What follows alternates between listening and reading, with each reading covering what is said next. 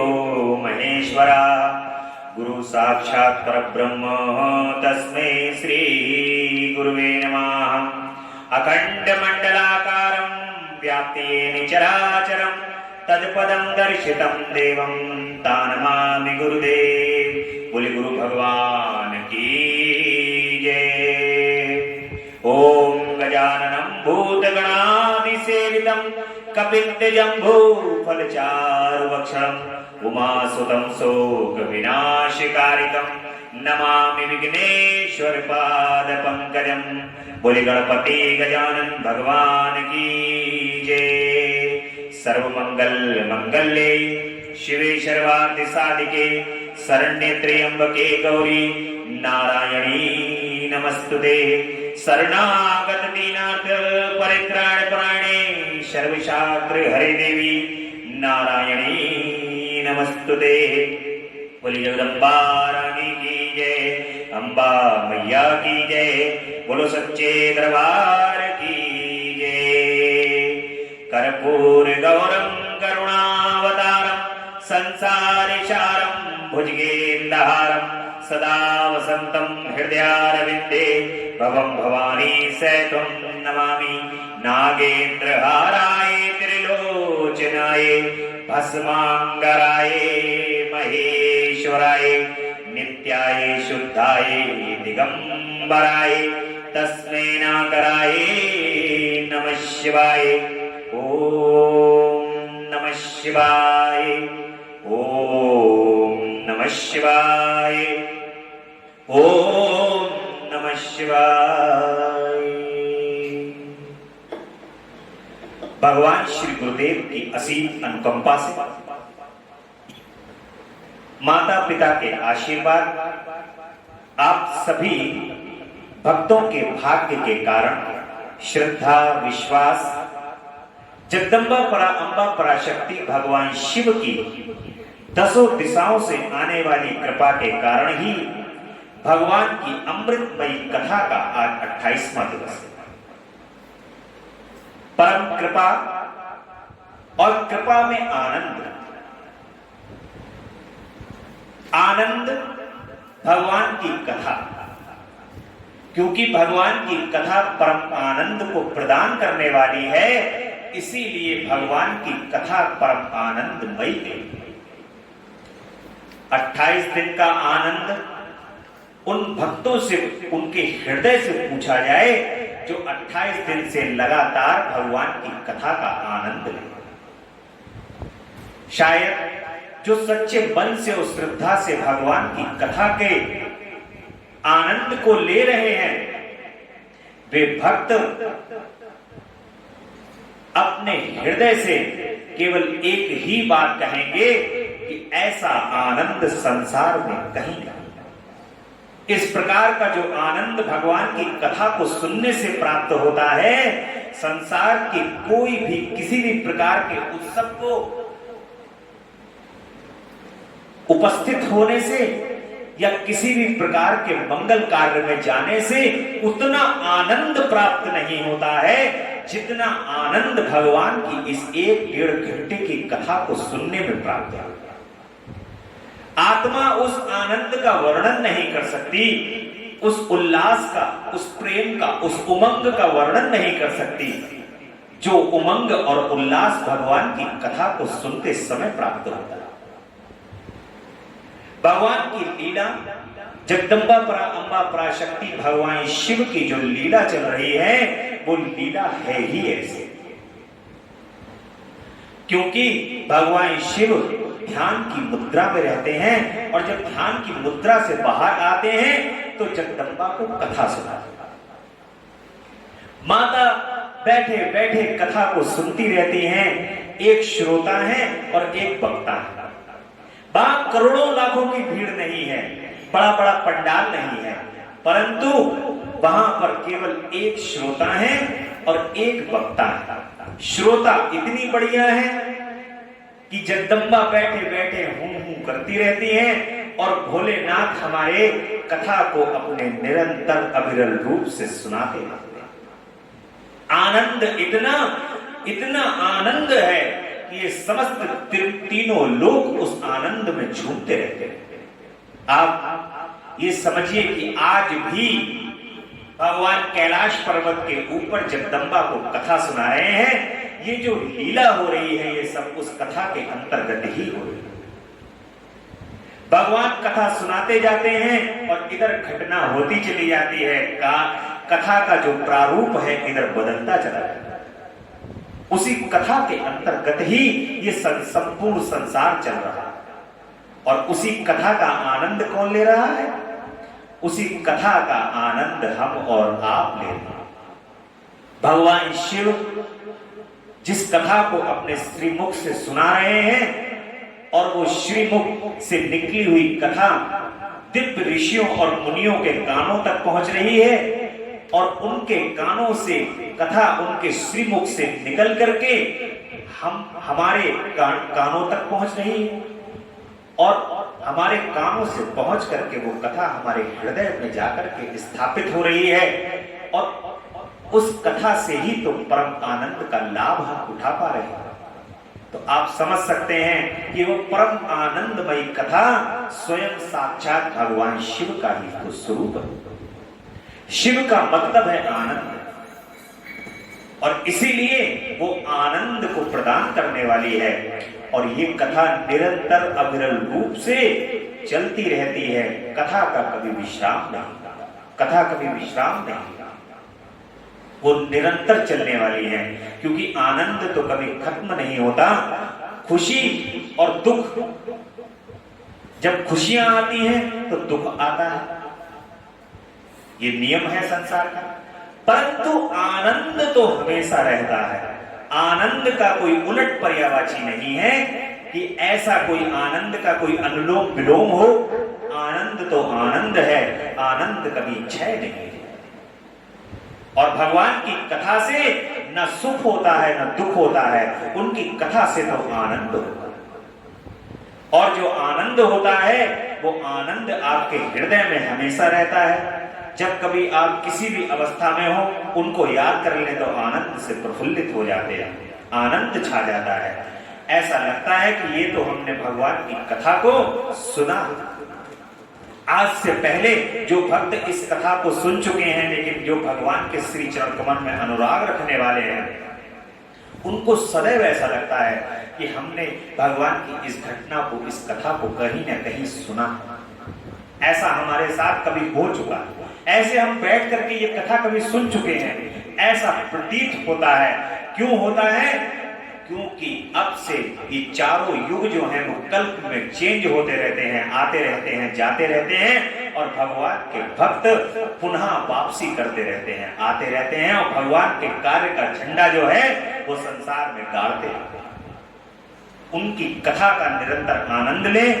बोली शंकर भगवान की जय, महामृत्युंजय भगवान की जय, भूत भावन भगवान की जय।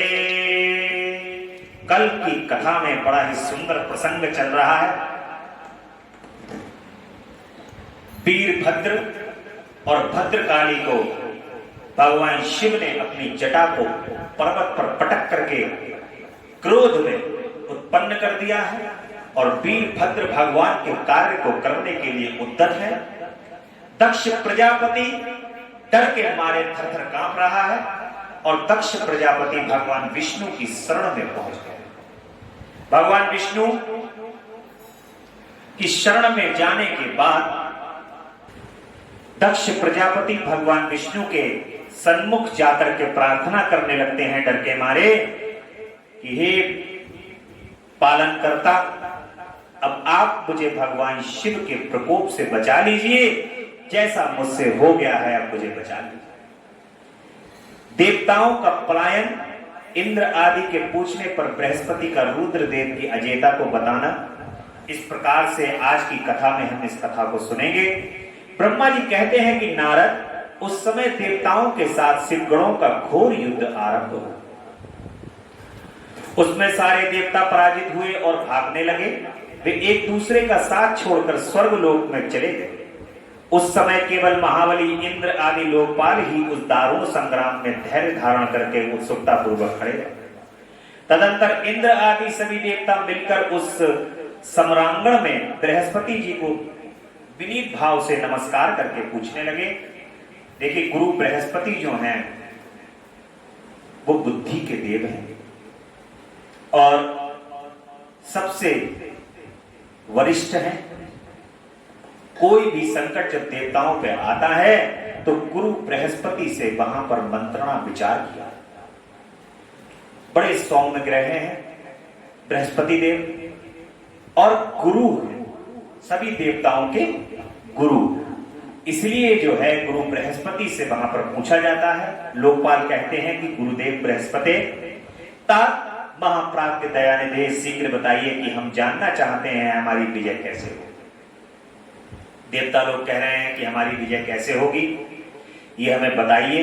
उनकी ये बात सुनकर गुरु बृहस्पति प्रयत्न पूर्वक भगवान शंभु का स्मरण करके और ज्ञान दुर्बल महेंद्र से कहा कि गुरु बृहस्पति कहते हैं कि इंद्र भगवान विष्णु ने पहले जो कुछ कहा था वह समय घटित हो गया। मैं उसी को स्पष्ट कह रहा हूं, सावधान होकर सुनो।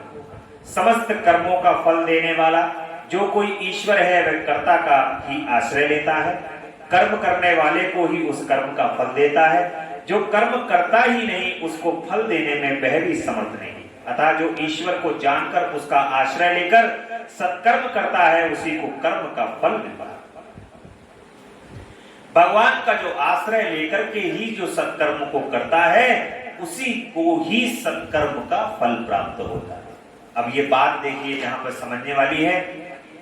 यदि आप सत्कर्म भी कर रहे हैं, अच्छा कर्म भी कर रहे हैं और आपने अच्छे कर्म में अपने भगवान को अपने साथ नहीं लिया है तो कदापि सत्कर्म का अच्छा फल आपको प्राप्त नहीं होगा। अपने भगवान को सदैव अपने इष्ट को अपने साथ रखते हुए कि प्रभु ये जो कुछ कर रहे हो वो आप कर रहे हो, आप ही करा रहे हो। इस कर्म का अच्छा और बुरा फल जो है वो सब आप ही का है। ऐसी भावना जो हृदय के अंदर रखते हैं उनको सत्कर्मों का फल प्राप्त होता है। वरना अच्छा भी झेलो खराब भी झेलो। अच्छा करोगे तो अच्छा होगा, तुरंत खराब फल। जैसे अच्छा का पुण्य खत्म होगा वैसे खराब का जो है वो फल प्राप्त होने लगेगा।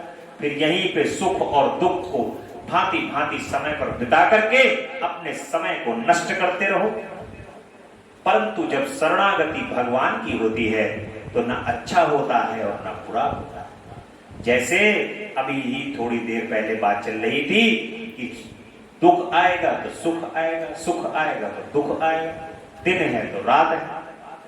परंतु जो परम आनंद में रहते हैं उनको ना सुख है ना दुख है, वो तो आनंद में, आनंद में रहना चाहिए सदैव। न सुख में रहना चाहिए न दुख में रहना चाहिए। इस बात को प्रायः हमें समझना, सावधान होकर सुनो। समस्त कर्मों का फल जो है वो प्राप्त होता है, उसी को उस कर्म का फल मिलता है। न मंत्र न औषधियां न समस्त अभिचारिक कर्म, न लौकिक पुरुष, न कर्म, न वेद, न पूर्व और न उत्तर मीमांसा तथा न नाना वेदों से युक्त अन्य शास्त्र ही ईश्वर को जानने में समर्थ हो।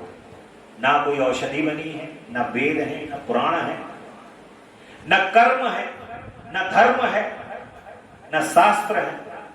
कोई ऐसी वस्तु इस संसार के अंदर ऐसी नहीं बनी है जो ये कह दे कि ईश्वर को कैसे प्राप्त किया जा सकता है।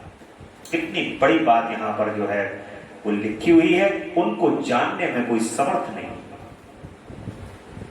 भगवान को न वेद जानते हैं, न पुराण जानते हैं, न शास्त्र जानते हैं। उनको तो केवल उनके भक्त जानते हैं। ये मैं सार आपको बता रहा हूं। उनके भक्तों के अलावा इस संसार के अंदर कोई वस्तु ऐसी नहीं है जो भगवान को जान सके। भगवान के भक्त भगवान को पल पल और क्षण क्षण जानते हैं। उनकी कहते नहीं है कि रग रग जानते हैं। एक शब्द जो मैं यूज कर रहा हूं वो ये कि भगवान के भक्त भगवान की रग रग जानते हैं।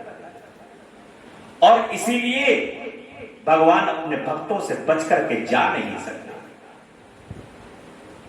अपने भक्तों के बीच में ही रहते हैं, निरंतर रहते हैं, रात दिन रहते हैं। पर जो उनके चरण अनुरागी होते हैं वो पल पल और क्षण क्षण उनको अपने अंदर महसूस करते हैं। जब उनकी भक्ति, उनका भाव जब आपके हृदय में उमड़ता है तो वो भगवान ही तो हैं जो आपके हृदय में निवास कर रहे हो, वही तो उमड़ते हैं। वो भाव, वो भक्ति, वो हृदय के अंदर आके ही तो आपके अंदर उमड़ते हैं, आनंद प्रदान करते हैं। उनका नाम तो आनंदमय। जो आनंद आता है ना, वो उन्हीं का तो आनंद आता है, वरना अन्यथा आपके शरीर में तो इतने विकार हैं कि कोई आनंद और आ ही नहीं सकता। जब आनंद स्वरूप आ जाते हैं तभी आनंद प्राप्त होता है। इसलिए ऐसा प्राचीन विद्वानों का कथन है, अनन्य शरण भक्तों को छोड़कर दूसरे लोग संपूर्ण वेदों का 10,000 बार स्वाध्याय करके भी महेश्वर को भली भांति जान नहीं सकते। भक्तों के अलावा, देखिए वो बात यहां पर आ गई है, केवल भक्तों के अलावा ही किसी के ध्यान में नहीं आते। ऋषि मुनि लगातार ध्यान लगा करके कोशिश करते रहते हैं कि कैसे ही भगवान हमारे ध्यान में आ जाए, कैसे ही करके प्रभु हमारे इस जो हम चक्रों के अंदर होते हुए जा रहे हैं, इन चक्रों में भगवान के दर्शन हो जाए। यज्ञ वाले सोचते हैं कि कितना गहरा यज्ञ और तप करूं कि भगवान मेरे यज्ञ और तप से प्रसन्न हो जाएं और भगवान आ जाए। पूजा करने वाले अनन्य भक्ति भाव से भगवान की पूजा को करते हैं और कहते हैं कि इतनी जटिल पूजा करूं, इतनी कठिन करूं सुबह से लेकर शाम तक कि भगवान मुझे दर्शन देता। परंतु भगवान की भक्ति के ये साधन है, और जो शुद्ध हृदय से बगैर नहाए धोए, बगैर स्मरण, बगैर किसी भी प्रकार का कोई शुद्ध वाचन किए हुए एक बार हृदय से सुबह को कह देता है कि ओम नमः शिवाय, ओम नमः शिवाय, ओम नमः शिवाय, उसके हृदय में जो आनंद आता है, उसके हृदय में जो भगवान शिव आकर के जो प्रकट हो जाते हैं और जन्मा देते हैं खुद को। देखिए, भक्त को सबसे बड़ा ज्ञानी कहा है। किसी भक्त ने कोई पुस्तक नहीं पढ़ी, कोई वेद नहीं पढ़े, पुराण नहीं पढ़े। भक्त कहते हैं कि भैया हमें तो इन सब चीजों से दूर रखो, हमें इन चक्करों में अगर डाल दोगे तो हम तो अपने भगवान से दूर हो जाए। मुझे तो मेरे प्रभु से केवल भक्ति का नाता है, मेरे प्रभु के बस मुझे श्री चरण कमल की भक्ति चाहिए, इसके अलावा मुझे मेरे प्रभु से और कोई नाता नहीं। इसलिए भक्त जो हैं भक्त परायण, भक्त भगवान जो है वो भक्त परायण और भक्त के चारों ओर रहते हैं, अन्यथा भगवान आपको कहीं प्राप्त नहीं। इसलिए भक्तों की पुण्य को पकड़ के रखो। जो भगवान के भक्त हैं उनका कुन्ना पकड़ के रखो, भगवान के दर्शन तुम्हें अवश्य हो। ये निश्चित है, ये निश्चित है और निश्चित है। जो भगवान के भक्तों का कुन्ना पकड़ के रखता है उसको भगवान अवश्य दर्शन देंगे, क्योंकि वो कहीं नहीं है, भगवान भक्तों के बीच में। ये सर्वथा सत्य है और सत्य ही भगवान शिव है। इसलिए ऐसा कहा गया है, यह महाश्रुति का कथन है। अवश्य भगवान शिव के अनुग्रह से ही सर्वथा शांत, निर्विकार एवं उत्तम दृष्टि से सदा शिव के तत्व का साक्षात्कार हो सकता है। सुरेश्वर, क्या कर्तव्य है और क्या अकर्तव्य है, इसका विवेचन करना अभीष्ट होने पर मैं जो इससे सिद्धि का उत्तम अंश है उसी का प्रतिपादन करूंगा। तुम अपने हित के लिए उसे ध्यान देकर सुनो। इंद्र, तुम लोकपालों के साथ आज नादान बनकर दक्ष यज्ञ में आ गए, बताओ तो यहाँ क्या पराक्रम करो। भगवान रुद्र जिनके सहायक हैं, ऐसे ये परम क्रोधी रुद्रगण इस यज्ञ में विघ्न डालने के लिए आए हैं और अपना काम पूरा करें। इसमें कोई संशय नहीं है।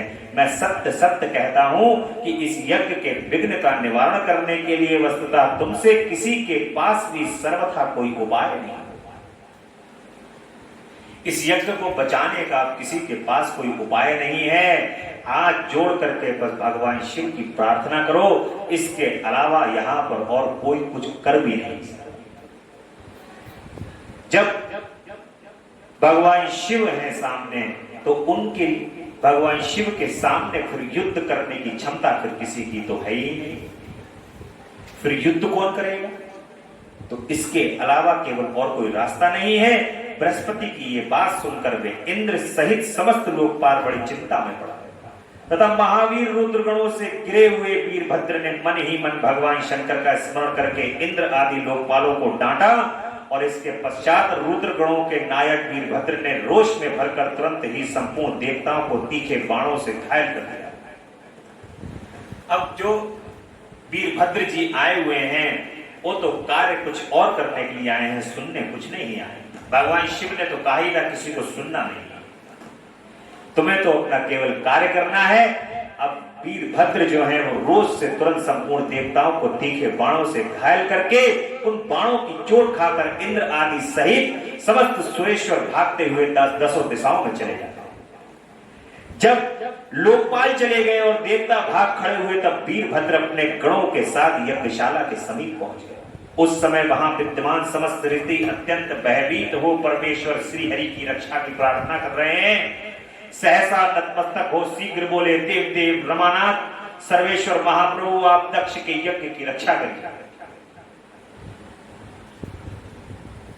आप ही यज्ञ हैं, इसमें कोई संशय नहीं है। यज्ञ आपका कर्म है और रूप और अंग है। आप यज्ञ के रक्षक हैं, अतः दक्ष यज्ञ की रक्षा कीजिए प्रभु, आपके सिवा कोई दूसरा रक्षक नहीं।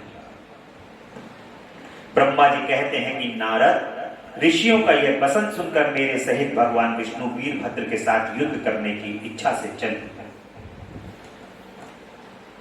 श्री हरि को युद्ध के लिए उद्यत देख शत्रुमर्दन वीरभद्र जो वीर प्रथम गणों से घिरे हुए थे, कड़े शब्दों में भगवान विष्णु को कहा कि वीरभद्र की यह बात सुनकर के ब्रह्मा जी कहते हैं कि भगवान विष्णु प्रसन्नता पूर्वक हंसते हुए कहते हैं कि वीरभद्र, आज तुम्हारे सामने मैं जो कुछ कहता हूं उसे तुम सुनो। मैं भगवान शंकर का सेवक हूं, तुम मुझे रुद्रदेव से विमुख ना कहो। दक्ष अज्ञानी है, कर्मकांड में ही इसकी निष्ठा है। इसने मूर्तावश पहले मुझसे बारंबार अपने यज्ञ में चलने के लिए प्रार्थना की थी। देखिए एक बात और भी है, यहाँ दक्ष को देख करके एक शिक्षा और भी प्राप्त हो रही है। कुछ लोग समाज में आपने देखे होंगे कर्मकांड के ऊपर विश्वास ज्यादा रखते हैं। वो सोचते हैं कि कर्मकांड सर्वोपरि इस संसार के अंदर में उनका सोचना है कि कर्मकांड कर देंगे तो फिर सब कांड हो जाएंगे, परंतु ऐसा बिल्कुल भी नहीं। जो भगवान की शरणागत है, भगवान के भक्त हैं, भगवान के श्री चरण कमल की जो आस्था रखते हैं, उनकी शरणागत हैं, ये बात गांठ बांध करके रख लो। वो वस्तु कर्मकांड से ऊपर, कर्मकांड से ऊपर भगवान के भक्त हैं, और भगवान के भक्त जब चाहते हैं तभी कर्मकांड सफल होते हैं। इसलिए भगवान की भक्ति को सर्वोपरि कहा गया। मैं भक्त के अधीन ठहरा, इसलिए चला। भगवान विष्णु कह रहे हैं कि भक्तों के अधीन हो, इसलिए जो है इसने दक्ष ने जो प्रार्थना की है, इसलिए मैं यहां पर यज्ञ में आ गया। दक्ष मेरा भक्त है, इसलिए मुझे यहां आना पड़ा। रुद्र के क्रोध से उत्पन्न हुए वीरभद्र, तुम रुद्र के स्वरूप हो, उत्तम प्रताप के आश्रय हो। मेरी प्रतिज्ञा मैं तुम्हें आगे बढ़ने से रोकता हूं और तुम मुझे रोको। परिणाम वही होगा जो होने वाला होगा, मैं पराक्रम करूंगा। भगवान विष्णु कह रहे हैं ये भगवान शिव की लीला है, उसके अंतर्गत तुम मुझे रोको और रोकने के बाद जो परिणाम होगा वो देखा जाएगा, क्योंकि मैं भक्त वत्सल हूं। भगवान कह रहे हैं कि भक्त के कारण ही आज मैं युद्ध की भूमि के अंदर तैयार हुआ हूं और इसीलिए आज मुझे युद्ध लड़ना। ब्रह्मा जी कहते हैं कि नारद भगवान विष्णु के ऐसा कहने पर महाबाहु वीरभद्र हंसकर कहते हैं कि आप मेरे प्रभु के प्रिय भक्त हैं, ये जानकर मुझे बड़ी प्रसन्नता हुई। इतना कहकर गणनायक वीरभद्र हंस पड़े और विनय से नतमस्तक हो बड़ी प्रसन्नता के साथ भगवान विष्णु से कहने लगे कि वीरभद्र कहते हैं कि महाप्रभु, मैंने आपके भाव की परीक्षा के लिए कड़ी बातें कही थी, इस समय यथार्थ बात कहता हूं, सावधान होकर सुनो।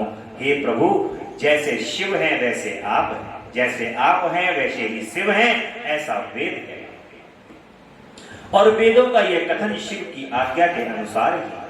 रमानाथ, भगवान शिव की आज्ञा से हम सब लोग उनके सेवक हैं, तथापि मैंने जो बात कही है वह इस बात विवाद के अवसर के अनुरूप है। आप मेरी हर बात को आपके प्रति आदर के भाव से ही कही गई समझिएगा।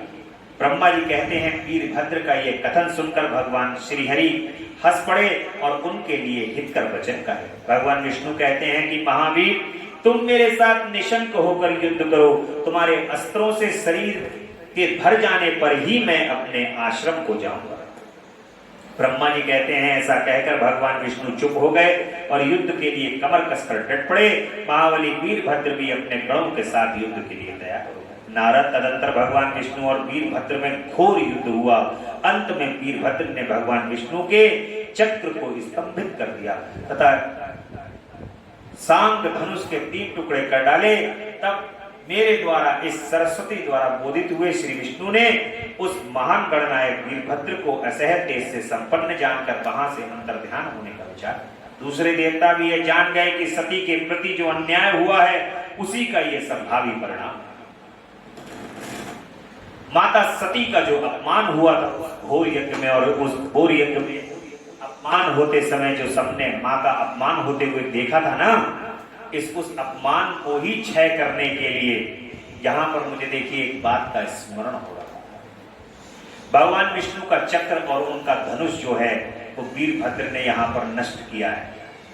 अब मुझे एक बात स्मरण हो रही है, एक बात स्मरण हो रही है महाभारत की। महाभारत का युद्ध चल रहा है और युद्ध समाप्त हो चुका है। भगवान श्री कृष्ण गोलोक धाम को जाने वाले हैं। एक पहेलिये ने भगवान श्री कृष्ण के द्वारिका में एक पार्क बना हुआ है, वाटिका बनी हुई है। उस वाटिका के अंदर भगवान विश्राम कर रहे हैं और विश्राम करते हुए पैर के ऊपर पैर रखकर जब पैर हिलाते हैं भगवान, तो वहां पर पहेलिया समझता है कि कोई जानवर है और वो जानवर समझ करके भगवान के उस पैर को निशाना बना देते हैं और वो तीर जाकर के भगवान के पैर में लग जाता है, क्योंकि अब भगवान गोलोक धाम जाने। भगवान को अर्जुन को बुलाते हैं, अपने साथी द्वारा अर्जुन को बुलाते हैं। अर्जुन आते हैं। भगवान कहते हैं कि अर्जुन, तुमने अभी तक मेरी बहुत सेवा की है, मेरे शिष्य हो। युद्ध के अंदर मैं तुम्हारा सारथी बना था, आज तुम में मेरा एक कार्य कर। अर्जुन की बात को सुनकर के भगवान की बात को सुनकर के अर्जुन कहते हैं कि प्रभु बताइए। कहते हैं अर्जुन, ये 16,108 पटरानियां हैं, इन सभी को जाकर के अपने अपने स्थान पर छोड़। मेरे यहां से गोलोक धाम जाने के बाद इनको यहां रहना उचित नहीं होगा, इसलिए तुम इनको जाकर के छोड़। अर्जुन उनको ले जाने की उचित व्यवस्था करते हैं। अपने साथ बहुत भारी सेना भगवान श्री कृष्ण की ले जाते हैं द्वारिका से। रास्ते में जब अर्जुन उन 16,108 पटरानियों को छोड़ने के लिए जब आते हैं तो रास्ते में जंगली जातियों की भील जातियां जो होती हैं उसके अंदर जंगली राजा वहां पर और उनको चारों तरफ से घेर लेते। अर्जुन का भील के साथ भयंकर युद्ध होता है और अर्जुन उस युद्ध के अंदर पराजित होते हैं। ऐसा पराजित हो जाते हैं कि सारी सेना वो भील मार देते हैं और अर्जुन को भी अस्त्र शस्त्र से विहीन करके मरणासन्न अवस्था के अंदर छोड़ देते हैं। और अर्जुन का जो घोड़ा होता है वो अर्जुन को अपने साथ बैठा करके भगवान श्री कृष्ण के पास ला करके फेंक देता है। जब भगवान श्री कृष्ण अर्जुन की ये दशा देखते हैं तो भगवान कहते हैं कि हे अर्जुन, ये क्या हुआ? तुम वो 16,108 पटरानियों को छोड़ा है क्या? अर्जुन ने कहा कि प्रभु, रास्ते के अंदर एक भील जाति के राजा मिल गए, जातियां के जंगली लोग मिल गए। उन जंगली लोगों ने मुझे इतना पीटा है, इतना मारा है, सारी सेना खत्म कर दी है कि प्रभु अब तो हम आगे जाने लायक ही नहीं बचे। क्या जैसे न तैसे जान बचा के मैं वहां से। भगवान ने कहा कि तुम तो ब्रह्मास्त्र रखते हो, शिवास्त्र रखते हो, तुम्हारे पास तो भगवान विष्णु का अस्त्र है, विष्णु अस्त्र है, तुरिता नाम की शक्ति है। कहां गए वो सब अस्त्र शस्त्र जिससे तुमने महाभारत का युद्ध जीता? कहा कि प्रभु, शिवास्त्र भगवान शिव के पास चला गया जैसे मैंने स्मरण किया, ब्रह्मास्त्र ब्रह्मा जी के पास चला गया, विष्णुआस्त्र विष्णु जी के पास चला गया, तुरिता नाम की जो देवी थी जिन्हें मैंने सिद्ध किया था वो देवी जी के पास अस्त्र शस्त्र चले गए। कोई अस्त्र शस्त्र यहां ऐसे मान पड़ रहे थे जैसे तिनके की तरह उड़ रहे थे। भगवान ने कहा कि यही मैंने तुझे ज्ञान देने के लिए आज ये जो गीता का आखिरी अध्याय है इसको यहां पर पटाक्षेप करने के लिए ये मैंने लीला की। जब मेरी इच्छा थी तब ब्रह्मास्त्र कार्य करता था, जब मेरी इच्छा थी तो शिवास्त्र कार्य करता था, जब मेरी इच्छा थी तो तुरिता नाम की शक्ति काम करती थी, विष्णु अस्त्र काम करता था। ये और आज मेरी इच्छा नहीं है तो ये कोई भी अस्त्र शस्त्र यहां पर कार्य नहीं कर रहा। ऐसा ही जगदम्बा है, जब जगदम्बा की इच्छा थी तो सभी ब्रह्मा विष्णु महेश अपनी अपनी शक्ति से विराजित थे, और आज जगदम्बा की इच्छा नहीं है तो कोई भी शक्ति वहां पर कार्य नहीं कर रहा। भगवान विष्णु के अस्त्र शस्त्र वहां पर कार्य नहीं कर रहे, क्योंकि उस सभा के अंदर जगदम्बा सती का अपमान हुआ, और वो अपमान इन सब ने बैठ करके वहां पर देखा। तो जगदम्बा ने अपनी महिमा को दिखाने के लिए, सबके अभिमान को चूर करने के लिए, ताकि इनका अभिमान नीचा हो, इसलिए ये माने ये लीला रची है और सबके अभिमान को यहां पर चूर किया। इस संसार के अंदर जो भी कार्य सिद्ध होता है वो भगवान की इच्छा से ही होता है। ये हमें अपने जीवन के अंदर गांठ बांध करके रखना चाहिए। जब तक भगवान की इच्छा होती है तब तक हमारे कार्य सिद्ध होते हैं, और भगवान की इच्छा होती है कब? जब हम उनकी भक्ति करते हैं, उनसे प्रेम करते हैं। जब उनसे प्रेम करते हैं, उनकी भक्ति करते हैं, तब उनके कार्य सिद्ध होते हैं। इसीलिए लोग भगवान के मंदिरों में और उनके दर्शन के अभिलाषी हैं। दूसरों के लिए संकट का सामना करना अत्यंत कठिन है, यह जानकर वे सब देवता अपने सेवकों तथा स्वतंत्र सर्वेश्वर शिव का स्मरण करके अपने अपने लोक को चले गए। सभी देवता भी चले जाते हैं। भगवान विष्णु जब अंतर ध्यान हो जाते हैं तो सभी देवता भी वहां से चले जाते हैं। मैं भी पुत्र के दुख से पीड़ित हो सत्यलोक में चला आया। ब्रह्मा जी भी चले गए और अत्यंत दुख से आतुर हो सोचने लगा कि अब मुझे क्या करना चाहिए। मेरे तथा विष्णु के चले जाने पर मुनियों सहित समस्त यज्ञ के आधार रहने वाले देवता शिव गणों सहित पराजित हो भागे। उस उपद्रव को देखकर और उस महा मख का विध्वंस निकट जानकर वह यज्ञ भी अत्यंत भयभीत हो मृग का रूप धारण करके वहां से भाग गया। यज्ञ भी भाग जाते हैं। मृग के रूप में आकाश की ओर भागते देख वीरभद्र ने उसे पकड़ लिया और उसका मस्तक काट डाला। फिर उन्होंने मुनियों तथा देवताओं के अंग भंग कर दिए और बहुतों को मार डाला। प्रतापी मणिभद्र ने भृगु को उठाकर पटक दिया और उनकी छाती को पैर से दबाकर तत्काल उनकी दाढ़ी नोच ली। चंड ने बड़े वेग से पूषा के दांत उखाड़ लिए, क्योंकि पूर्व काल में जिस समय महादेव को रक्षक दक्ष के द्वारा गालियां दी जा रही थी, उस समय वे दांत दिखा दिखाकर हंसे थे। नंदी ने भग को रोष पूर्वक पृथ्वी पर दे मारा और उसकी दोनों आंखें निकाल ली। क्योंकि जब दक्ष शिव जी को साथ दे रहे थे उस समय वे आंखों के संकेत से अपने अनुमोदन सूचित कर रहे थे। वहां रुद्र गणनायकों ने सुधा स्वाहा और दक्षिणा देवियों की बड़ी विडंबना की। वहां तो मंत्र तंत्र तथा दूसरे लोग थे, उनका भी बहुत तिरस्कार किया। ब्रह्मपुत्र दक्ष के भय के मारे अंतर वेदी के भीतर छिप गए। ब्रह्म दक्ष जो थे ब्रह्मा जी के पुत्र, वो वेदी के अंदर जाकर के छुप गए।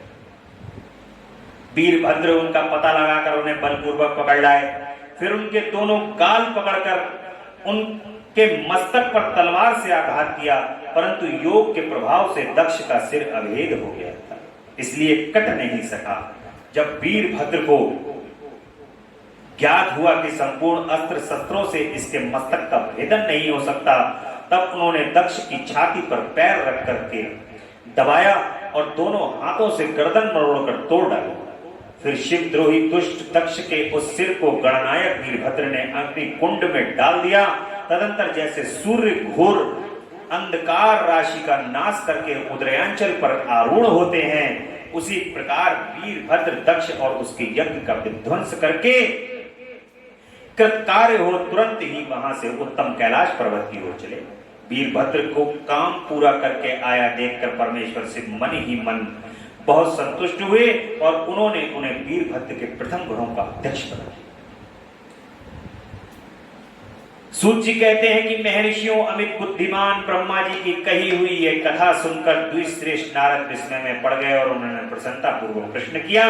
नारद जी कहते हैं कि पिताजी, भगवान विष्णु शिव को छोड़कर अन्य देवताओं के साथ दक्ष के यज्ञ में से क्यों चले, जिनके कारण वहां उनका तिरस्कार हुआ? क्या वे प्रलयकारी पराक्रम भगवान शंकर को नहीं जानते थे? फिर उन्होंने अज्ञानी पुरुष की भांति रुद्रगणों के साथ युद्ध क्यों किया?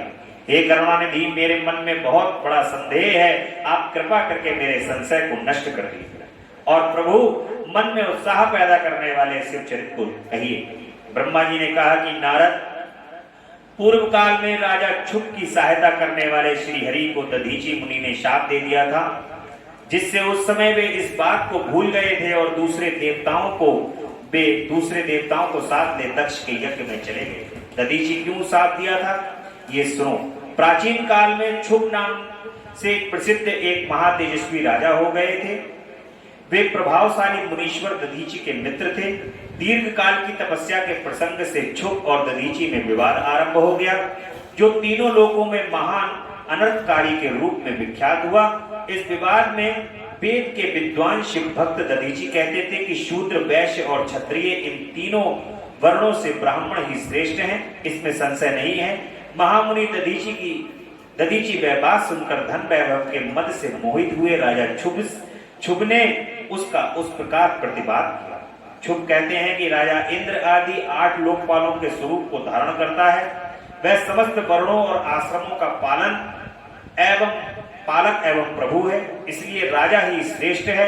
राजा की श्रेष्ठता का प्रतिपादन करने वाली श्रुति भी कहती है कि राजा सर्वदेवमय है। मुनि, इस श्रुति के कथनानुसार जो सबसे बड़ा देवता है वह मैं ही हूं। इस विवेचन से ब्राह्मण की अपेक्षा राजा ही श्रेष्ठ सिद्ध होता है। च्यवन नंदन, आप इस विषय में विचार करें और मेरा अनादर न करें, क्योंकि मैं सर्वथा आपके लिए पूजनीय हूं। राजा क्षुभ का यह बात श्रुतियों और इस स्मृतियों के विरुद्ध था। इसे सुनकर भृगुकुल भूषण मुनि श्रेष्ठ दधीची को बड़ा क्रोध हुआ। मुनि अपने गौरव का विचार करके कुपित हुए। महातेजस्वी दधीची ने क्षुभ के मस्तक पर बाएं मुक्के से प्रहार किया। उनके मुक्के की मार खाकर ब्रह्मांड के अधिपति कुत्सित बुद्धि वाले क्षुभ अत्यंत कुपित हो गरज उठे और उन्होंने वज्र से दधीची को काट डाला। उस वज्र से आहत हो भृगुवंशी दधीची पृथ्वी पर गिर पड़े।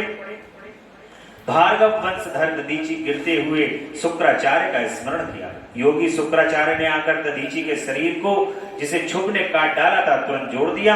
दधीची के अंगों को पूर्व पर जोड़कर शिव भक्त शिरोमणि तथा मृत्युंजय विद्या के प्रवर्तक शुक्राचार्य ने उनसे कहा कि तात दधीची, मैं सर्वेश्वर भगवान शिव का पूजन करके तुम्हें श्रुति प्रतिपादित महामृत्युंजय नामक श्रेष्ठ मंत्र का उपदेश। इस संसार में शुक्राचार्य के पास मृत संजीवनी विद्या है। पहले क्या था, देवताओं का और राक्षसों का युद्ध होता था। देवता जो थे जब भारी पड़ जाते थे तो राक्षसों को मार देते थे। ये देख करके जो राक्षसों के गुरु शुक्राचार्य जी हैं, उनको ये लगा कि मुझे भी अपने शिष्यों के लिए कुछ करना चाहिए। उन्होंने भगवान शिव की घोर तपस्या की। भगवान शिव ने प्रसन्न होकर के शुक्राचार्य जी को मृत संजीवनी विद्या प्रदान की। यानी कि शुक्राचार्य जी अगर अपने शिष्यों को चाहें तो जीवित कर सकते हैं। तो ऐसी मृत संजीवनी विद्या जो है वो शुक्राचार्य जी ने प्राप्त की है। महामृत्युंजय नामक श्रेष्ठ मंत्र का उपदेश दिया। त्र्यंबकम यजामहे, हम भगवान त्र्यंबक का यजन आराधन करते हैं। त्र्यंबक का अर्थ है तीनों लोगों के प्रताप, प्रभावशाली शिव। वे भगवान सूर्य, सोम और अग्नि तीनों मंडलों के पिता हैं। सतो और रज और तम तीनों गुणों के परमेश्वर हैं। आत्म तत्व, विद्या तत्व और शिव तत्व, इन तीन तत्वों के आवाहनीय कहर पत्य और दक्षाग्नि, इन तीनों अग्नियों के सर्वत्र उपलब्ध होने वाले पृथ्वी, जल एवं तेज, इन तीनों मूर्त भूतों के सात्विक आदि भेद से त्रिभुज के त्रिदा भूत सबके ब्रह्मा, विष्णु और शिव, ये तीनों देवताओं के महान ईश्वर महादेव। यहां तक मंत्र के प्रथम चरण की व्याख्या हुई। मंत्र का द्वितीय चरण है सुगंधिम पुष्टिवर्धन। जैसे फूलों में उत्तम गंध होती है, उसी प्रकार वे भगवान शिव संपूर्ण भूतों में, तीनों गुणों में, समस्त कृत्यों में, इंद्रियों में, अनन्य देवों में और गणों में उनके प्रकाश का सारभूत आत्मा के रूप में व्याप्त है। अतएव सुगंध युक्त एवं संपूर्ण देवताओं के ईश्वर, यहां तक सुगंधिम पद की व्याख्या हुई है। अब पुष्टिवर्धनम की व्याख्या करते हैं। यानी उत्तम व्रत का पालन करने वाले दुश्रेष्ठ महामुनि नारद, उन अंतर्यामी पुरुष से प्रकृति का पोषण होता है। महतत्व से लेकर विशेष प्रयत्न संपूर्ण विकल्पों की पुष्टि होती है तथा मुझ ब्रह्मा का, विष्णु का, मुनियों का और इंद्रियों सहित देवताओं का भी पोषण होता है। इसलिए वे ही पुष्टिवर्धन हैं। अब मंत्र के तीसरे और चौथे चरण की व्याख्या करते हैं। उन दोनों चरणों का स्वरूप यूं है, उर्वा रुक विवर्धना मृत्युर्मोक्षिर्मामृता। अर्थात प्रभु, जैसे खरबूजा पक जाने पर लता बंध से टूट जाता है, उसी तरह मैं मृत्यु रूप बंधन से मुक्त हो जाऊं। अमृत पर मोक्ष से पृथक न हो। वे रुद्रदेव अमृत रूप हैं, जो पुण्य कर्म में तपस्या से, स्वाध्याय से, योग से अथवा ध्यान से उनकी आराधना करता है, उसे नूतन जीवन प्राप्त होता है। इस सत्य के प्रभाव से भगवान शिव स्वयं ही अपने भक्त को मृत्यु के सूक्ष्म बंधन से मुक्त करते हैं। क्योंकि भगवान शिव ही बंधन और मोक्ष को देने वाले हैं।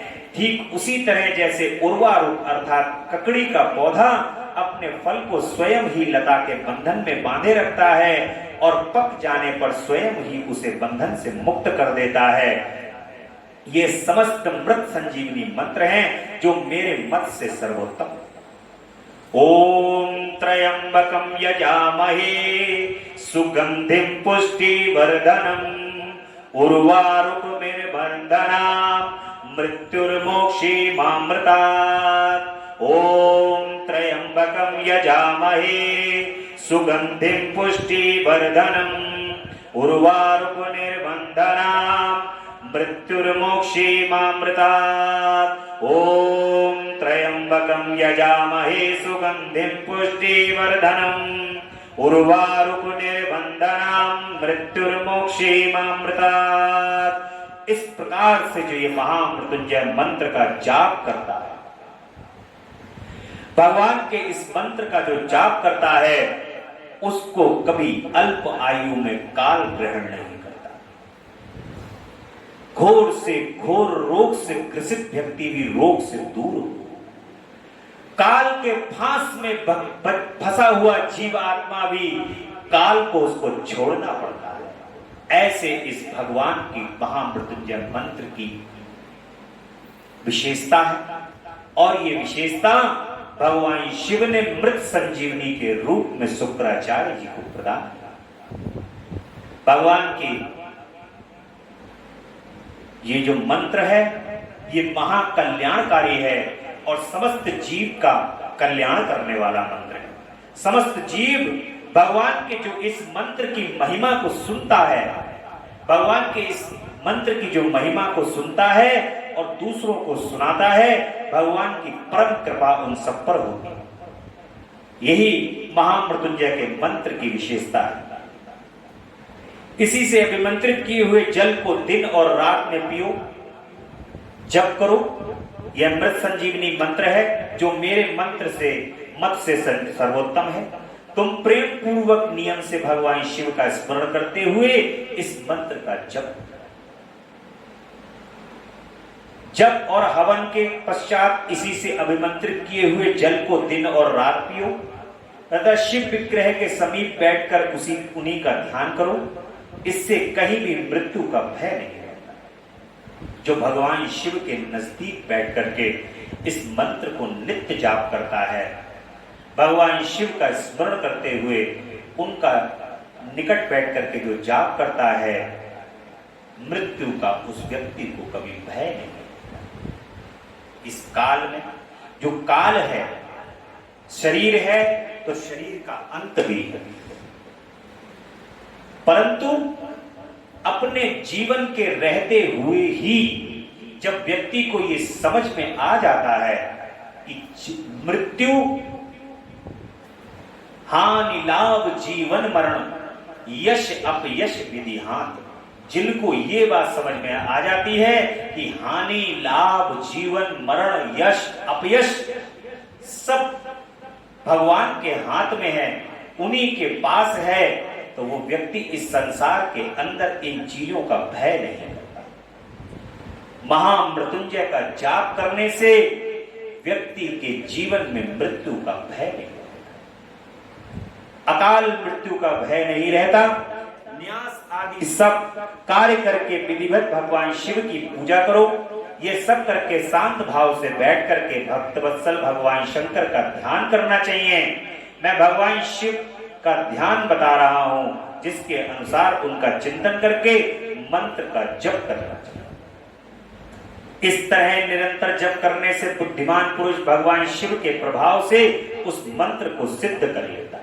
इसी मंत्र से भगवान शिव के भी दर्शन होते। 1 लाख 2 लाख 3 लाख 4 लाख 5 लाख ये क्रम बताया गया था, अभी पीछे हम लोगों ने पढ़ा था। जो 5 लाख मंत्र का जाप कर लेता है, भगवान शिव साक्षात आकर के उसको दर्शन प्रदान करते हैं। तो आपको क्या बनाना है? केवल एक दिन में बैठ करके नहीं 5 लाख मंत्र का जाप बताया गया है, न 20 दिन में न 10 दिन में। जब तक ये जीवन भगवान ने प्रदान किया है, निरंतर मंत्र का जाप करते रहो, प्रतिदिन जाप करते रहो, फिर प्रतिदिन उनका स्मरण करते रहो, बोलते रहो। तो ये ऐसा नहीं है कि जो आज आपने जाप किया है वो कल के जाप में आपके नहीं जुड़ेगा। आज आपने यदि 100 बार किया है, 200 बार किया है, 1000 बार किया है, 1008 बार किया है, तो कल अगर आपने 1008 बार किया तो 2016 बार। ऐसा नहीं है कि आज का अलग है और कल का अलग। अपने जीवन प्रयत्न जितना भी जप करते आ रहे हो वो सब तुम्हारा जुड़ रहा है, सारी माला जुड़ रही है। जितनी माला जप रही है वो काउंटिंग तुम नहीं कर रहे हो, वो काउंटिंग तुम्हारी भगवान शिव के द्वार में। और जैसे ही उस संख्या के पास पहुंचोगे, संख्या के नजदीक पहुंचोगे, वैसे ही तुरंत तुम्हें भगवान शिव के तत्व का ज्ञान हो जाएगा, भगवान शिव के दर्शन हो जाएंगे। इसलिए जप का बड़ा ही महत्व है। किसी भी साधु महात्मा विद्वानों के पास यदि जाओगे तो वो केवल एक ही शब्द कहेंगे कि जप करो, जप करो, भगवान का नाम लो, भगवान का नाम लो। क्योंकि नाम लोगे तभी वो तुम्हारे पास आएंगे। जब उनका नाम लोगे तभी वो तुम्हारे नजदीक आएंगे। हस्ताम्बोजयुगस्थं कुंभयुगल्लाधुभ्यं तोये शिरा सिज्वन्तं करयोगिनं ददं स्वांगं सकुंभो करो अक्षंगं मृगं हस्ताम्बुज जगतं मूर्धर चंद्र स्रवतं पीयूषारुतं भजे सगिरिरजं त्र्यक्षसं चा मृत्युंजयम। ये मृत्युंजय का ध्यान है। भगवान शिव का इस प्रकार से ध्यान करेंगे, जो अपने दो कर कमलों को रखे हुए हैं, दो कलशों से जल निकाल कर उनसे ऊपर वाले दो हाथों द्वारा अपने मस्तक को संचित सींचते हैं। अन्य दो हाथों में घड़े लिए उन्हें अपनी गोद में रखे हुए हैं तथा शेष दो हाथों में रुद्र एवं मृग मृदा धारण करते हैं। कमल के आसन पर बैठे हैं। सिर पर स्थित चंद्रमा से निरंतर झरते हुए अमृत से जिनका सारा शरीर भीगा हुआ है तथा जो 3 नेत्र धारण करने वाले हैं उन भगवान मृत्युंजय का, जिनके साथ गिरिजानंदिनी उमा भी विराजमान है, मैं भजन करता हूँ, उनका चिंतन करता हूँ। इस प्रकार से भगवान का ध्यान करना चाहिए।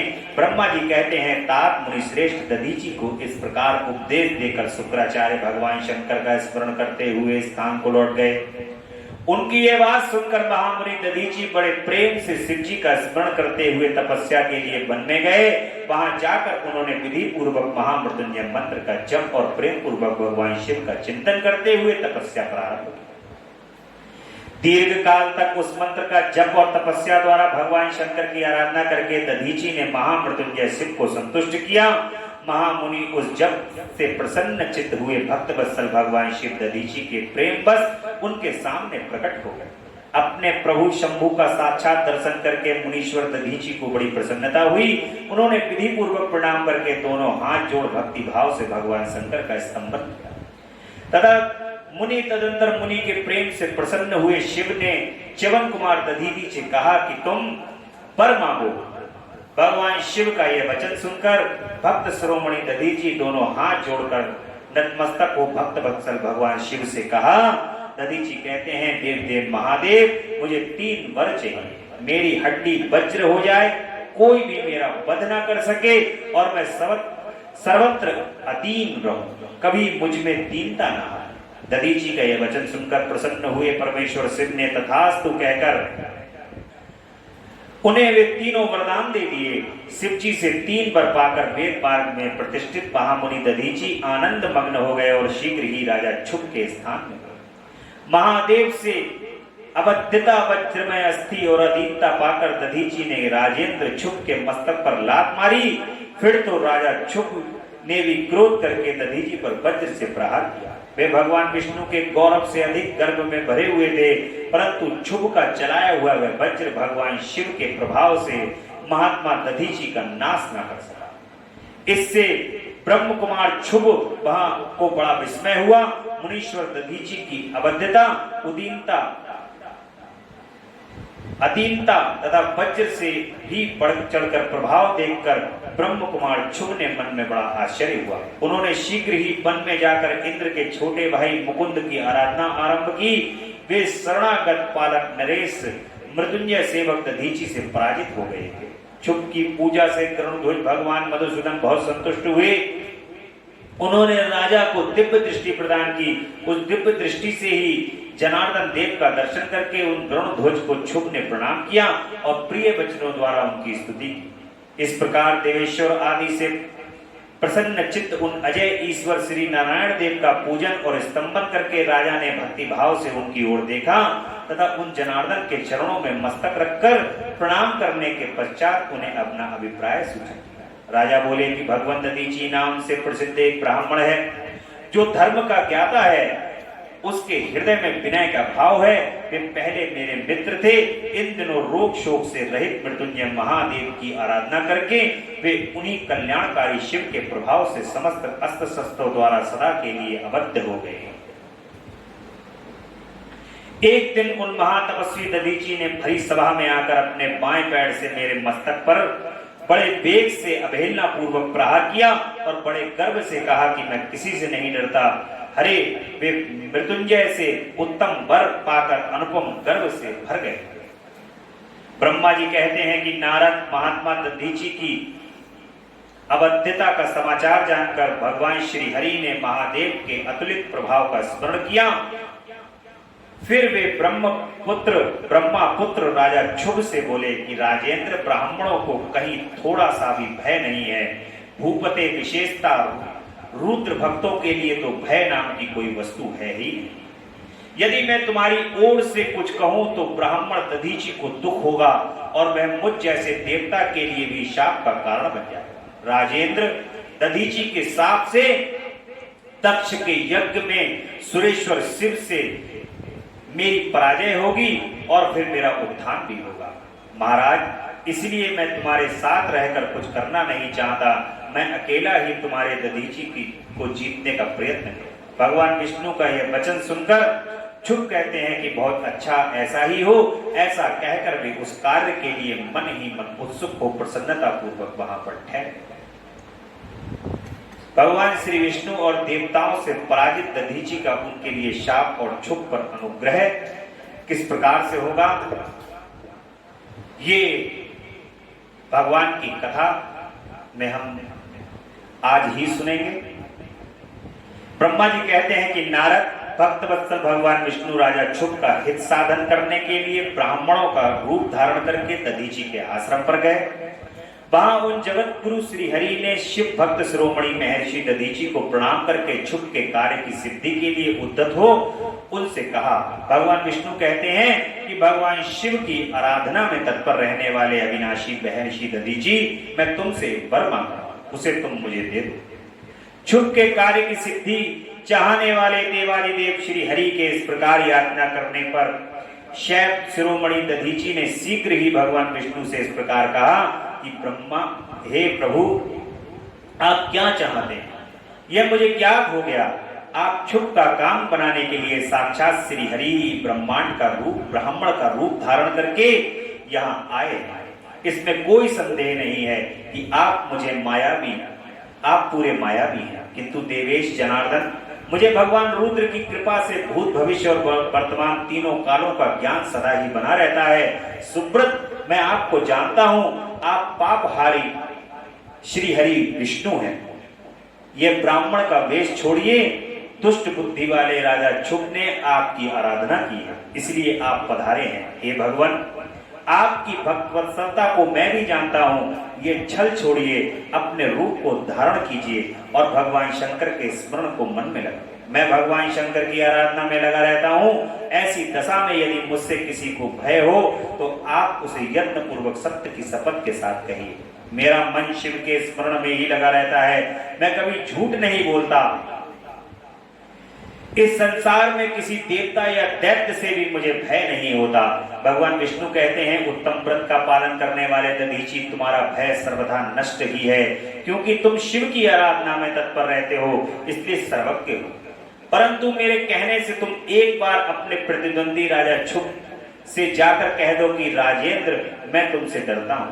भगवान विष्णु का यह वचन सुनकर शैव शिरोमणि महामुनि दधीची निर्भय ही रहे और हंसकर कहते हैं कि मैं देवादिदेव पिनाक पाणी भगवान शंभु के प्रसाद से कहीं कभी किसी और किंचित मात्र भी नहीं डरता, सदा ही निर्भय रहता है। इस पर श्री हरि ने मुनि को कहा, उनसे दबाव डाला, उन पर चेष्टा की। देवताओं ने भी उनका साथ दिया, किंतु सब के सभी अस्त्र शस्त्र कुंठित हो गए। तदंतर भगवान श्री विष्णु ने अगणित गणों की सृष्टि की, परंतु महर्षि ने उनको भी भस्म कर दिया।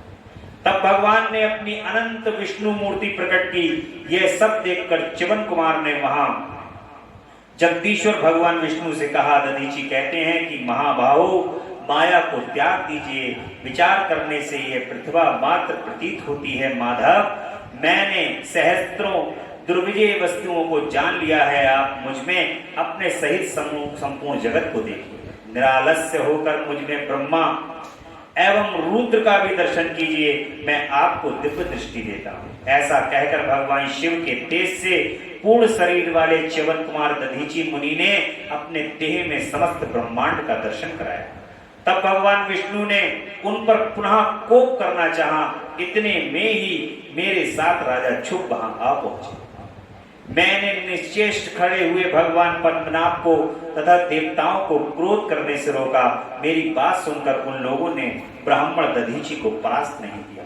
श्री हरि उनके पास गए और उन्होंने मुनि को प्रणाम किया।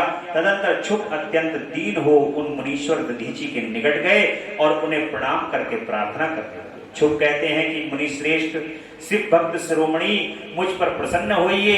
परमेश्वर आप दुर्जनों की दृष्टि से दूर रहने का मुझ पर कृपा कीजिए।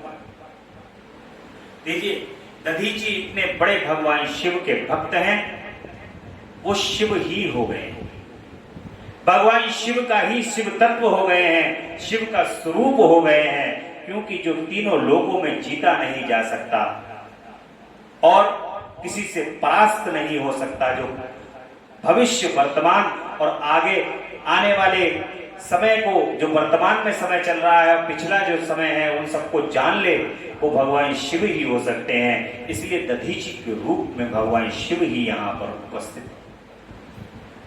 भगवान विष्णु अपने भक्त वत्सल हैं, इसलिए जो उनका शुभ ने जो उनकी प्रार्थना की है, भक्ति की है, उस शुभ की भक्ति को देखते हुए भगवान विष्णु को यहाँ पर भक्त के वश में रहने वाले भगवान है, भक्त वत्सल हैं, इसलिए उनको अपने भक्त की सहायता के लिए आना पड़ता है। परंतु लीला तो यहाँ कुछ और ही है। लीला यहाँ पर ये कह रही है कि सारी स्क्रिप्ट जो है वो पहले से लिखी हुई होती है, उस स्क्रिप्ट के अनुसार ही सारा कार्य होता है। भगवान विष्णु को यहाँ पर श्राप मिलने वाला है, उसी श्राप का आगे जो है वो विमोचन होगा। इसीलिए जो है वो यहाँ पर दधीची से भगवान इस प्रकार से कह रहे हैं। और उस यज्ञशाला में भी जब भगवान विष्णु उपस्थित हैं, दधीची वहां से चले जाते हैं।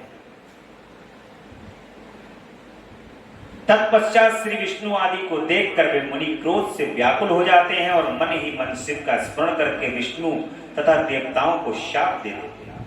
दधीची कहते हैं कि देवराज इंद्र सहित देवताओं और मुनीश्वरों, तुम लोग रुद्र की क्रोधाग्नि से श्री विष्णु तथा अपने गणों सहित पराजित और ध्वस्त हो जाओ। देवताओं को इस तरह शाप देव शुभ की ओर देखकर देवताओं और राजाओं के पूजनीय द्विश्रेष्ठ दधीची ने कहा कि राजेंद्र, ब्राह्मण ही बली और प्रभावशाली होते हैं। ऐसा स्पष्ट रूप से कहकर ब्राह्मण दधीची अपने आश्रम में प्रविष्ट हो गए। फिर दधीची को नमस्कार मात्र करके शुभ अपने घर चले गए। तत्पश्चात भगवान विष्णु देवताओं के साथ जैसे आए थे उसी तरह अपने वैकुंठ लोक को लौट गए। इस प्रकार वह स्थान स्थानेश्वर नामक तीर्थ के नाम से प्रसिद्ध हो गया। स्थानेश्वर की यात्रा करके मनुष्य शिव का सायुज्य प्राप्त कर लेता है। तात मैंने तुम्हें संक्षेप में शुभ और दधीची के विवाद की कथा सुनाई और भगवान शंकर को छोड़ केवल ब्रह्मा और विष्णु को ही जो शाप प्राप्त हुआ उसका भी वर्णन किया। जो शुभ और दधीची के विवाद संबंधी इस प्रसंग का नित्य पाठ करता है, वह अपमृत्यु को जीतकर देह त्याग के पश्चात ब्रह्मलोक में जाता है। जो इसका पाठ करके रणभूमि में प्रवेश करता है, उसे कभी मृत्यु का भय नहीं होता तथा वह निश्चय ही विजय को प्राप्त करता है। जो कथा मैंने आपको ये शुभ की और दधीची की सुनाई है, जो युद्ध भूमि में भी यदि युद्ध लड़ने के लिए इस कथा को सुनकर के जाता है, वो निश्चय तौर पर विजय को प्राप्त करेगा और मृत्यु के भय से मुक्त होगा। ऐसा इस कथा के अंदर है दधीची की और शुभ की। देखिए, जो यहाँ पर श्राप भगवान विष्णु को इंद्र को प्राप्त हुआ है, उसी श्राप के कारण दक्ष के यज्ञ में वे मौन है। उस श्राप के प्रभाव से भगवान विष्णु को भी नहीं दिखाई दे रहा कि माता सती का अपमान हुआ, इस यज्ञ से चले जाना चाहिए, भगवान शिव को नहीं बुलाया। क्योंकि महात्मा दधीची का यहां पर श्राप है कि तुम शिव गणों से परास्त हो। शिव गणों से परास्त होने का श्राप प्राप्त हुआ है। अगर और कोई यहां पर कार्य होता तो शायद शिवगण जो हैं वो भगवान विष्णु को और अन्य देवताओं को परास्त नहीं कर पाते, परंतु यहां तो जगदम्बा का अपमान हुआ है, इसलिए उस अपमान के कारण ही भगवान विष्णु और अन्य देवताओं के अंदर जो अहंकार की उत्पत्ति हुई है वो अहंकार का क्षय भी कर देता है ये श्राप। ऋषि बहुत ही कल्याणकारी होते हैं, कल्याण को करने वाले होते हैं, उनका श्राप भी दूसरों का कल्याण करता है। इसलिए महर्षि दधीचि के श्राप से समस्त जगत का कल्याण भी हो रहा है, दक्ष का कल्याण भी हो रहा है। दक्ष का अगर अहंकार नष्ट भी हो रहा है, अगर ये लीला नहीं होती तो दक्ष अहंकार से भरकर इस पूरी सृष्टि के अंदर अहंकार का बोलबाला होता, चारों तरफ अहंकार होता, अहंकार ही अहंकार होता और कोई भी सर्वेश्वर सदाशिव को प्राप्त नहीं करता। पूरा संसार अहंकार में लिप्त होता और भगवान इस सृष्टि को बड़ी शीघ्र ही नष्ट कर देते और सर्वेश्वर शिव के श्री चरण कमल के अंदर कोई ध्यान ही नहीं लगा पाता। इसलिए महात्मा दधीचि ने दूरदर्शिता को सोचते हुए श्राप से श्रापित करके वो बात वहीं खत्म कर दी। आज की कथा यही विश्राम लेगी। दधीचि की कथा के स्मरण के साथ, क्षुप और दधीचि की कथा के स्मरण के साथ ये कथा आज यही विश्राम लेगी। कल की कथा में देवताओं सहित ब्रह्मा जी का विष्णु लोक में जाकर अपना दुख निवेदन करना, भगवान विष्णु उन्हें शिव से क्षमा मांगने की अनुमति दे देते हैं, उनको साथ लेकर के कैलाश पर्वत पर जाकर भगवान शंकर से मिलते हैं, मुलाकात करते हैं। और कल की कथा से ही आगे की कथा, माता पार्वती की कथा भी प्रारंभ होने वाली है। बस कुछ ही एक कल या परसों में कथा प्रारंभ हो जाएगी माता की भी। बड़ा आनंद आने वाला है। भगवान शिव की घोर तपस्या करके माता, भगवान शिव और माता पार्वती का विवाह भी होगा। बोली भक्त वत्सल भगवान की जय, महामृत्युंजय भगवान की जय। बोलिए हर हर हर महादेव, हर हर हर महादेव। जगदम्बा रानी की जय। तेरा पल पल बीता जाए, मुख से जप ले नमः शिवाय। तेरा पल पल मुख से जप ले नमः शिवाय। ओम नमः शिवाय, ओम नमः शिवाय, ओम नमः शिवाय, ओम नमः शिवाय। मुसाफिरी जब पूरी होगी, चलने की मजबूरी होगी। मुसाफिरी जब पूरी होगी, चलने की मजबूरी होगी। अवसर खाली न जाए, मुख से जप ले नमः शिवाय। तेरा अवसर खाली न जाए, मुख से जप ले नमः शिवाय। ओम नमः शिवाय, ओम नमः शिवाय, ओम नमः शिवाय, ओम नमः शिवाय। नमः शिवाय, नमः शिवाय, नमः शिवाय, नमः शिवाय, नमः शिवाय, नमः शिवाय, नमः शिवाय, नमः शिवाय, नमः शिवाय, नमः शिवाय, नमः शिवाय, नमः शिवाय। तेरा पल पल बीता जाए, मुख से जप ले नमः शिवाय। तेरा पल पल बीता जाए, मुख से जप ले नमः शिवाय। ओम नमः शिवाय, ओम नमः शिवाय, ओम नमः शिवाय, ओम नमः शिवाय। बोलिए हर हर महादेव, हर